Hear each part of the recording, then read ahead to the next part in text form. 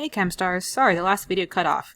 So let's look at number 4 right here. Make sure you understand how we worked backwards. So we kind of switched the unknown and the unknown. So we solved over here that question mark times 2 over 1 equals 0.48. Isolate and solve. Question mark is 0.24.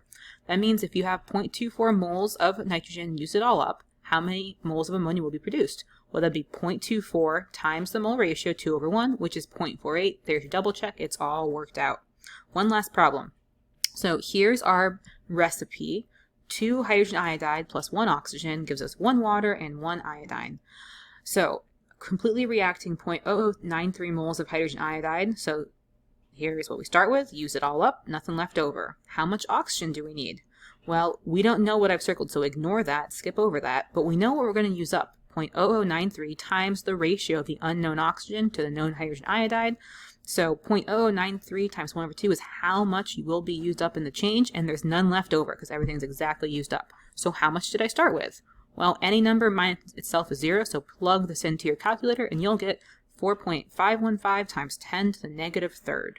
Or if you're not in scientific, just move that decimal places 3 places over and you'll find your right answer. Okay, bye guys.